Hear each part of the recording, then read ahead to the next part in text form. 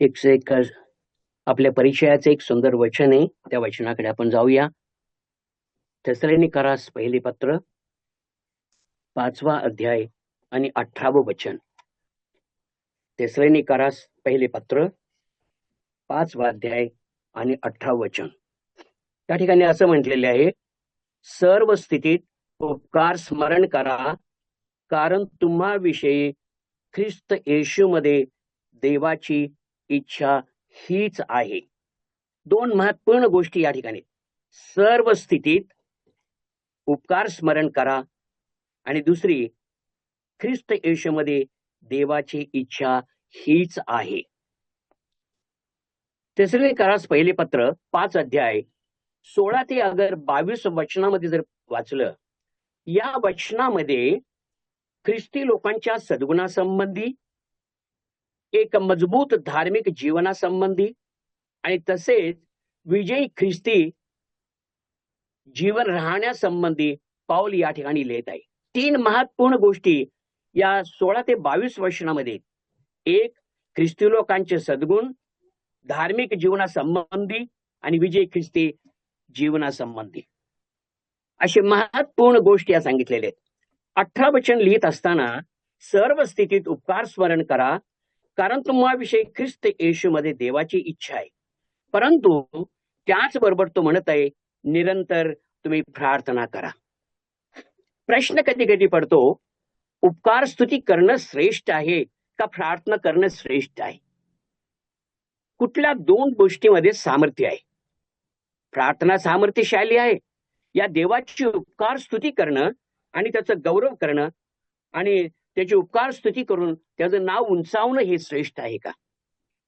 तर आपण आज एका गोष्टीकडे लक्ष देणार आहोत. या ठिकाणी प्रेषित पौल ज्या ठिकाणी म्हणत आहे, देवाची स्तुती करा, आणि केवळ प्रेषित पौल या ठिकाणी आपल्या फायद्यासाठी देवाला धन्यवाद किंवा त्याचं स्तुतिगान करू नका, परंतु त्या ठिकाणी तो म्हणत आहे प्रत्येक विषयी, या ठिकाणी म्हणत आहे सर्व स्थितीत, सर्व परिस्थितीत आणि सदा सर्वदा. केवळ चांगल्या परिस्थितीत देवाचं स्तुती करणं आणि त्याचं गुणगान करणं मानवाला फार सोपं आहे. ते मला खूप आशीर्वाद दिला, मला घर दिलंय, मला गाडी दिली, मला सर्व काही दिलं. चांगल्या परिस्थितीत देवाला स्तुतिगान करणं सोपं आहे, त्याला धन्यवाद देणं सोपं आहे. परंतु कठीण परिस्थितीत राहून देवाचं गौरव करणं ते एक धार्मिकताचं जीवनाचं एक लक्षण आहे. आणि म्हणून या ठिकाणी म्हणतो की तुम्ही काय करा, सर्व परिस्थितीत त्याचे काय करा, त्याचे उपकार स्मरण करा, असं या ठिकाणी म्हणत आहेत. आणि उपकार स्मरण करून त्याचं गौरव, त्याला धन्यवाद द्यावं, त्याची स्तुती आणि त्याची प्रशंसा करावी, असं या ठिकाणी म्हणत आहे. आणि म्हणून आपण धन्यवाद का द्यावा? यशायाच्या 43 अध्याय आणि 7व्या वचनामध्ये म्हटलेलं आहे, त्या देव ठिकाणी म्हणतो, माझ्या गौरवासाठी मी तुम्हाला निर्माण केलेलं आहे. माझ्या गौरवासाठी मी तुम्हाला निर्माण केलेले, प्रार्थना करण्यासाठी नव्हे, परंतु माझा गौरव करण्यासाठी तुम्हाला निर्माण केलेले. आणि म्हणून आपलं पहिलं कर्तव्य देवाचं गौरव करणं, आपलं पहिलं कर्तव्य देवाचं स्तुतिगान करणं आणि त्याला महिमा देणं. ज्या वेळेला आपण स्तोत्रसंहिता 50:23 मध्ये वाचतो आणि धन्यवादाचं बलिदान त्या ठिकाणी त्याच्या परमेश्वराच्या महिमार्थ आहे असं या ठिकाणी म्हटलेलं आहे. धन्यवादाचं बलिदान परमेश्वराच्या महिमार्थ आहे असं ठिकाणी म्हणत आहे. आणि ज्या वेळेला स्तोत्र 66:8 वचनामध्ये वाचतो, उच्च स्वराने, म्हणजे त्या देवाच्या स्तुतीचा घोष उच्च स्वराने करा, उच्च स्वराने त्याच्या स्तुतीचा घोष करा. आणि देवाला हे आवडतं. प्रियानो, प्रार्थना करणे देवाला आवडत नाही असं नाहीये, परंतु त्याचं स्तुतिगान करणं देवाला आवडतं. आणि जे देवाला आवडतं ते करणं सर्वात आहे ना महत्वपूर्ण असं आहे. आणि या ठिकाणी स्तोत्र 33:1 मध्ये म्हणतो, धर्मी लोकांनी, म्हणजे धर्मी लोकांना देवाची स्तुती करणं शोभतं म्हणतं. ते आमची शोभा तीच आहे प्रिया. आणि खरोखर या ठिकाणी म्हटलेले की आपण स्तुती करण्याद्वारे सुंदर दिसूया. आपलं सौंदर्य पवित्रतेमध्ये सामावलेलं आहे. आणि म्हणूनच म्हणते, शोभायमान होऊन त्याने त्याच्या आराधनेत या, त्याचं स्तुतिगान करा म्हणून. प्रियानो, म्हणून या ठिकाणी म्हटलेले आपण स्तुती करण्याद्वारे सुंदर दिसूया, सोनं अलंकाराद्वारे नाही, आणि एक श्रेष्ठ वस्त्र परिधान करण्याद्वारे नाही, आणि अलंकाराद्वारे आपण सुंदर दिसू शकत नाही, परंतु पवित्रतेचं ते वस्त्र परिधान करून आणि देवासमोर आपण सुंदर दिसूया. आणि आपल्या त्या पवित्रतामध्येच आपलं सौंदर्य आहे प्रियांनो. आणि खरोखर या जगामध्ये सौंदर्यासाठी बऱ्याच गोष्टी केल्या जातात ना. नवीन नवीन स्टाईल येतात, नवीन नवीन पद्धती येतात राहण्यामध्ये आणि सगळ्या बाबतीत, वस्त्र परिधान करण्यामध्ये, केस ठेवण्यामध्ये. परंतु अशाद्वारे आपण सुंदर नाही, पण एक धर्मी जणांचं लक्षण काय, एक पवित्रतेचं जीवन देऊन पवित्रता परिधान करून आणि आपण सुंदर दिसावं. म्हणून प्रियानो, या ठिकाणी म्हटलेले आहे की आपलं जीवन हे स्तुती, दुसरी गोष्ट उपकार स्मरण, आणि तिसरी गोष्ट अंतःकरणातील गीत यांनी भरलेले असावे. या 3 गोष्टी महत्वपूर्ण आमच्या जीवनामध्ये. देवाची उपकार स्तुती करणं एक सहज साध्य व त्याचप्रमाणे सोपी गोष्ट आहे. उपकार स्तुतीचा आपल्या आयुष्यात मोठ्या प्रमाणात परिणाम होतात. पहिलं, आपल्या विचारांची आत्मिक पातळी उंचावते. देवाचं स्तुतिगान करण्याद्वारे आपल्या विचारांची आत्मिक पातळी उंचावते. उपकार स्तुती आपल्यामध्ये समाधानी वृत्ती निर्माण करते. कारण कठीण परिस्थितीत सुद्धा तुम्ही ज्या वेळेला परमेश्वराची स्तुती करता त्यावेळेला तुमच्या मनाला समाधान निर्माण होते. एक समाधान मिळतं की मी या कठीण आणि दुःखी प्रसंगी सुद्धा मी देवाचं स्तुतिगान केले, त्याचं गौरव केले, एक समाधान आम्हाला मिळतं ते. आणि म्हणून उपकार स्तुती आपल्यामध्ये जर समाधान वृत्ती जर निर्माण करत असेल तर त्याचं आणि स्तुतिगान करणं किती महत्वपूर्ण. देव आपल्या चारित्र्य व व्यक्तिमत्वाचं सुद्धा तो घडवतो त्या उपकार स्तुतीद्वारे. आणि परमेश्वर जो आहे आपलं चारित्र्य सुद्धा आणि व्यक्तिमत्व सुद्धा तो घडवतो. म्हणून हिब्रीकरास पत्र 13 अध्याय 15 वचनामध्ये आपण वाचतो, उपकार स्तुतीच्या सोप्या पण सामर्थ्यशाली कर्तव्याला स्तुतीचा यज्ञ असे म्हटलेलं आहे. किती महत्वपूर्ण भाग आहे ना, स्तुतीचा यज्ञ त्याला म्हटलेला आहे. ज्या वेळेला हे सामर्थ्यशाली कर्तव्य, उपकार स्तुती एक सामर्थ्यशाली कर्तव्य आहे, म्हणूनच त्याला स्तुतीचा यज्ञ असं म्हटलेलं आहे. जेव्हा आपण धन्यवाद करतो तेव्हा परिस्थिती अनुकूल किंवा प्रतिकूल असेल तरी आपण धन्यवाद चालू ठेवतो, माघार घेत नाही. आणि म्हणून परिस्थितीनुसार आहे ना, तुम्ही धन्यवाद नका, परंतु सर्व स्थितीत, सर्व परिस्थितीत, सर्व ठिकाणी देवाचं गौरव करणं, त्याला धन्यवाद स्तुती प्रशंसा करणं हे आपलं आद्य कर्तव्य. आणि देवाची हीच आपल्याकडून अपेक्षा आहे. जुन्या करारात जे आपण वचन वाचतो ना प्रिय, जुन्या करारामध्ये आणि जनावरांच्या आणि अन्नधान्याच्या अर्पणापेक्षा नवीन कराराच्या अधीन असलेल्या आम्हाकडून देव स्तुती आणि धन्यवाद यांची अपेक्षा करतो. आणि ही अर्पणे श्रेष्ठ आहेत. तुमच्याकडून येणं धनधान्य, तुमच्याकडून धनाची अपेक्षा देव करत नाही. आपला परमेश्वर फार ऐश्वर्य संपन्न आहे, ऐश्वर्याने भरलेला तो देव आहे. कंगालांना भरपूर देवांना उंचावणारा तो देव आहे. मातीतून उठवून ना सिंहासन बसवणारा तो देव आहे. असाध्य त्याला काय नाही. सर्वव्यापी सर्वसंपन्न परमेश्वर आहे तो. आणि म्हणूनच देव या ठिकाणी आपण केवळ त्याचं स्तुतिगान करावं हे देवाला आवडतं. आणि म्हणून त्या अपेक्षा सुद्धा हीच आहे. आणि हेच सर्व श्रेष्ठ आहे. विश्वाचे सर्व याजक आहेत, सर्वजण आपण याजक आहोत, म्हणून त्यांनी देवाला स्तुती आणि धन्यवादाचे अर्पण द्यावे. ज्या वेळेला आपला 1 पेत्र 2 अध्याय 9व्या वचनामध्ये वाचतो, 4 कारणामुळे देवाची स्तुती करणे गरजेचं आहे. 4 कारणामुळे देवाची स्तुती करणं गरजेचं आहे. ते तुम्ही वाचू शकता प्रियांनो, की ते 4 कारण काय आहेत. आणि त्या 4 कारणामुळं आपण देवाचं स्तुतिगान करावं. आणि म्हणून ही स्तुती करणं आणि सर्व परिस्थितीत करणं किती गरजेचं आहे. तुम्ही सिंहाच्या गुहेत असा, दानियेला सिंहाच्या गुहेत टाकले, परंतु त्या ठिकाणी तो रडला नाही, परंतु त्यांनी त्याचं परमेश्वराचा गौरव केलेला आहे. किंवा सिंहासनावर बसा, दावीद सारखे किंवा सलोमनासारखे सिंहासनावर बसा, तुरुंगात असा, पावलासारखं आणि सिलासारखं, किंवा गाद्या गिरद्यावर आहे ना तुम्ही लोळत असाल मोशेसारखा. अवघड परिस्थितीमध्ये अपयशाने बेजार अगर तुम्ही झालेले असाल एलियासारखे आणि जीव घेऊन धावणारा तो किंवा यशाच्या उज्ज्वल शिखरावर आहे ना पाय ठेवा युसुफासारखे, पण देवाची स्तुती करणे थांबवू नका. सर्व परिस्थितीमध्ये आणि सर्वांनी, तो कंगाल असो किंवा सिंहासनावर बसलेला तो राजा असो, त्या देवाचं गौरव करणं त्याचं आद्य कर्तव्य आहे. या ठिकाणी आपण या ठिकाणी वाचत आहोत आणि म्हणून धन्यवाद हे अद्भुत कृत्यांचं द्वार उघडतंय. धन्यवाद. ज्या वेळेला योहान 7:11 वाटतो या ठिकाणी ख्रिस्ताने या ठिकाणी भाकरी आणि मासळी घेतल्या आणि या ठिकाणी प्रार्थना नव्हे परंतु ईसोपस्कारण केले, त्यांनी धन्यवाद दिलेले आणि देवाचं गौरव केलेला आहे आणि नंतर ते वाटण्यात आलेलं आहे. 5,000 पुरुष परंतु संख्या 20,000, परंतु 5 भाकरी आणि मासळी देत 2 मासळ्या, अद्भुत असं कार्य केलेले प्रियांनो. आणि 20 जणांना खाऊन तृप्त झालेले आहेत असं वचनात वाटतो. प्रभू येशू ख्रिस्ताने त्या भाकरीसाठी आणि मासळीसाठी आणि परमेश्वराला धन्यवाद दिले, स्तवन केलेले, स्तुतिगान केलेले. ज्या वेळेला 11:41 आणि 42 वचनामध्ये ज्या वेळेला आपण वाचतो लाजरासाठी या ठिकाणी काय केलेले, येशूची प्रार्थना खरोखरच विनंती नव्हती तर पिताला धन्यवाद देण्याची होती.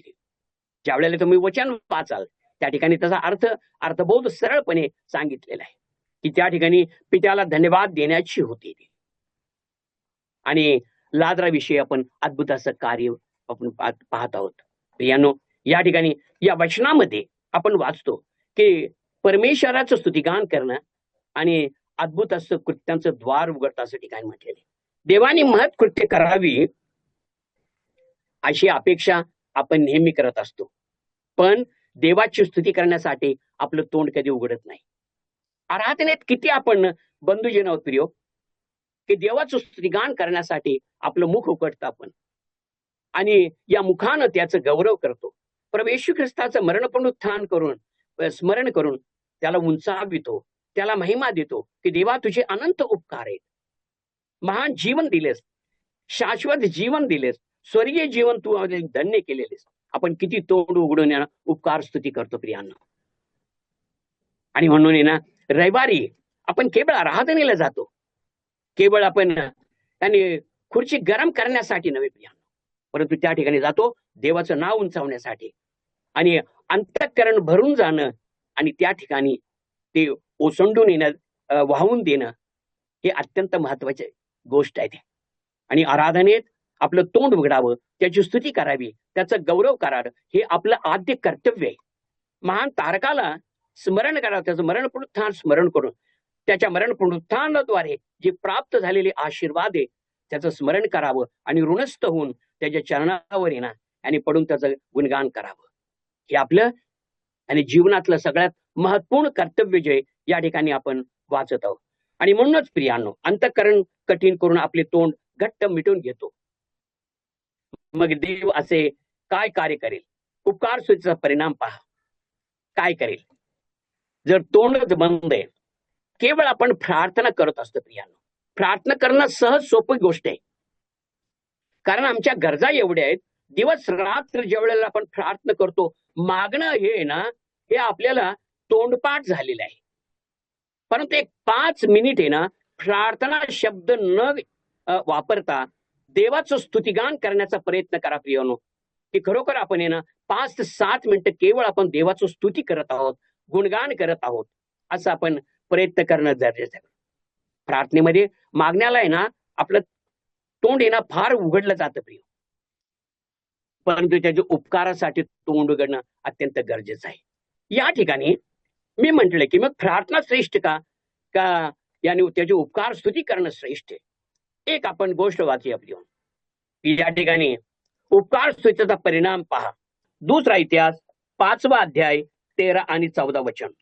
करणे वाजविणारे व गाणारे एका सुराने परमेश्वराची स्तुती व धन्यवाद करू लागले आणि करणे झांजा आदी करून वाद्य वाजवून परमेश्वराची स्तुती ते उच्च स्वरे करू लागले. त्याशी तो उत्तम आहे, त्याची दया सनातन आहे, त्याच समयी परमेश्वराचे मंदिर भवनेनं मंदिर मेघाने व्यापले. त्या मेघामुळे याजकास सेवा चाकरी करण्यास उभे राहावे ना, कारण परमेश्वराच्या तेजाने देव मंदिर भरून गेले. करून देवाच्या उपकार स्तुतीने आणि देवाचं तेज आहे ना, ते मंदिर भरून गेलं असं ठिकाणी. आणि या ठिकाणी म्हटलेले आहे, करणे वाजविणारे व गाणारे एका सुराने परमेश्वराची स्तुती व धन्यवाद करू लागले. एका सुराने. आपण ज्या वेळेला देवाला समर्पण करतो ना प्रियो, सगळ्यात उत्तम देतो. आपण ज्या वेळेला आराधनेमध्ये सभेमध्ये गीत गातो, एक सुराने उच्च स्वराने, आणि गीत गाणं किती जरुरीच आहे प्रियो. एकाचा स्वर दक्षिणेला आणि एकाचा स्वर उत्तरेला नव्हे, परंतु एक सुराने गाणं सुद्धा देवाचा गौरव करणं आहे प्रियो. आणि एक सुराने उच्च स्वराने त्याचा गौरव करणं, अद्भुत कार्य या ठिकाणी घडलेलं आहे प्रियो. दुसरं एक वचन वाचूया प्रियो. दुसरा इतिहास 20 अध्याय 21 आणि 22 वचनामध्ये आपण वाचत आहे. सैन्याबरोबर या ठिकाणी यहोशापाताचे अमोनी आणि मोहाबी लोकांवर कशा प्रकारे त्यांनी विजय प्राप्त केलेला आहे, त्या ठिकाणी परमेश्वराचा धन्यवाद कसे केलेला आहे. सैन्याबरोबर बाहेर जाताना परमेश्वराचा धन्यवाद करा, कारण त्याची दया सनातन आहे. हे स्तोत्र पावित्र्याने मंडितून गावे म्हणून त्यांनी प्रजेचा सल्ला घेऊन कित्येकास त्या कामी नेवले. हे ते स्तोत्र गाऊन स्तवन करू लागले. तेव्हा अम्मोनी, मोवाबी व सेईर पहाडाचे लोक जे यहूदावर चाल करून येत होते, त्याच घटनास परमेश्वराने दबात धरले. युद्ध नाही आणि केवळ विजय त्या ठिकाणी प्राप्त झालेला आहे. स्तुतिगान करणे, किती सामर्थ्य आणि किती शक्ती त्या ठिकाणी मिळालेली आहे प्रियो. यहोशुआच्या 7व्या अध्यायामध्ये ज्या वेळेला आपण 16 आणि 20 वचन वाचतो, त्या ठिकाणी काय प्रियानो, त्या ठिकाणी सुद्धा अशाच प्रकारे महत्वपूर्ण गोष्टी घडलेल्या आहेत. काय केलेल्या आहेत त्या ठिकाणी? प्रार्थना नाही. युद्ध आणि शत्रू बरोबर युद्ध करण्यासाठी या ठिकाणी प्रार्थना नाही या ठिकाणी जर पाहिलं तुम्ही, परंतु देवाचं स्तुतिगान आणि त्याचा गौरव त्यांनी केलेला आहे. त्याच्या नावाचा जय जयकार केलेला आहे. आणि या यहोशुआ 7 अध्याय 16 वचनामध्ये सातव्या वेळी याजक रणशिंगे फुंकीत असता यहोशुआ लोकांस म्हणाला, जयघोष करा, कारण परमेश्वराने हे नगर तुमच्या हाती दिलेले आहे. जयघोष करा, त्याच्या नावाचं स्तुती करा, त्याचा गौरव करा. आणि 20व्या वचनामध्ये वाचतो, तेव्हा लोकांनी जयघोष केला आणि याजक रणशिंगे वाजवीत राहिले. रणशिंगाचा शब्द ऐकल्यावर लोकांनी मोठाचा जयघोष केला आणि तट जागच्या जागी कोसळले. प्रार्थना नव्हे, परंतु परमेश्वराच्या नावाचा जयघोष, त्याचं स्तुतिगान आणि त्याचा गौरव, आणि ते तट कोसळून पडले. प्रिया, किती अद्भुत आणि आश्चर्य कार्य या ठिकाणी आपण वाचत आहोत. आणि या ठिकाणी आपण वाचत आहोत प्रिय, की स्तुती म्हणजे स्तुतीद्वारे आपण कशा प्रकारे आणि त्या देवाचा गौरव करत. आणि या ठिकाणी आपण उपकार स्तुती करीत राहिलो तर देव काय करेल? आपण उपकार स्तुती करीत राहिलो तर देव काय करेल? देव डोंगर ढळविल, समुद्र हटविल, आपल्या शत्रूंची तोंडे बंद करेल, आणि तप्त भट्ट्यांची जी आहे ना, आणि आग विझविल, सर्व प्रकारच्या शृंखला तोडून टाकेल. त्या स्तवन स्तुतिगानामध्ये ते तेवढं सामर्थ्य आहे प्रियांनो. आणि म्हणूनच एकच उदाहरण मी तुम्हाला देऊ इच्छितो, की ज्या ठिकाणी प्रार्थना आहे आणि देवाचं स्तवन आणि स्तुतिगान आहे. ते एक वचन वाचूया आणि आपण समाप्त करूया. आणि खरोखरच की काय श्रेष्ठ आहे आपल्याला दोन्ही समजून येईल ते. आणि या ठिकाणी प्रार्थना आणि स्तुतिवाद दोन्ही पण ना शक्तिशाली आहेत प्रियांनो. एकाला आपण कमी आणि एकाला आणि फार प्रभावशाली आहे म्हणत नाही. त्याचं स्तुतिगान करणं तेवढंच शक्तिशाली, प्रार्थना करणं तेवढंच शक्तिशाली. प्रेषितांची कृत्ये 16वा अध्याय, प्रेषितांची कृत्ये 16वा अध्याय आणि 25 आणि 26 वचनामध्ये आपण वाचूया प्रिय. या ठिकाणी काय म्हटले ते? सुमारे मध्यरात्री पौल व सिला देवाला प्रार्थना करीत व गाणे गात असता बंदिवान त्यांचे ऐकत होते. तेव्हा एकाएकी असा मोठा भूमिकंप झाला आणि बंदीशाळेचे पाय डगमगले, सर्व दरवाजे लागलेच उघडले, सर्वांचे बंद सुटले. काय करत होते? मध्यरात्री पौल व सिला देवाला प्रार्थना करीत होते आणि गाणे गात होते, त्याचं स्तवन करीत होतो. दोन्ही ज्या वेळेला एकत्र येतात प्रियो, एक शक्तिशाली आणि एक प्रभावशाली कार्य देवाद्वारे घडून येत होते. या ठिकाणी प्रार्थना करीत आहेत, त्यांच्या जखमेकडे त्यांचं लक्ष नाही, रक्त वाहत आहेत आणि साखळ्याच्या बंधनाने बांधलेले आहेत, परंतु त्याच्याकडे लक्ष नाही. ते प्रार्थना करीत आहेत आणि देवाचं स्तुतिगान करीत आहेत. म्हणत असतील की देवा तुझ्या नावासाठी प्रभुराया आम्ही हे जखमी झालेलो म्हणून त्याचं स्तुतिगान करून त्याला गौरव करीत आहेत. अद्भुत आश्चर्य कार्य केलं. बंद दरवाजे तुटले, ते मोकळे झाले, कैदी मोकळे झाले आणि भूमिकंप घडून आला.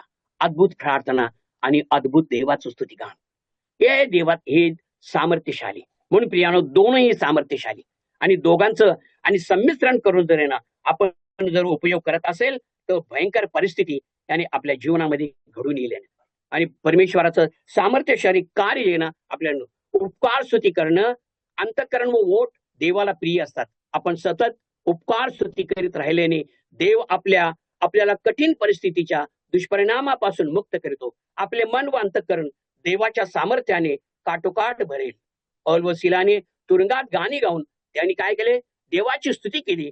दोघांच्या कैद्यांची बंधने गळून पडली आणि आपण जेव्हा देवाचा स्तुतीचा यज्ञ निरंतर करतो तेव्हा आपल्या सानिध्यात येणाऱ्यांना सहाय्य मिळतं आणि आम्ही सुद्धा एक विजयशाली जीवन जगू शकतो. आणि म्हणूनच प्रियानो देवाचं स्तुतिगान करा. प्रार्थना आपण अर्धा तास येणार प्रार्थना करू शकतो. आपण मागण्याला आपलं तोंड सुद्धा फार मोठं आहे प्रियानो, परंतु देवाचं स्तुतिगान करणं तेवढंच महत्वपूर्ण आहे. दोन्ही प्रभावशाली आणि शक्तिशाली आहेत. देवाचं स्तवन करूया, उपकार स्तुती करूया, त्याचा गौरव करूया, साष्टांग दंडवत करून त्याची आपण आराधना करूया. त्याच्या नावाचा गौरव असो.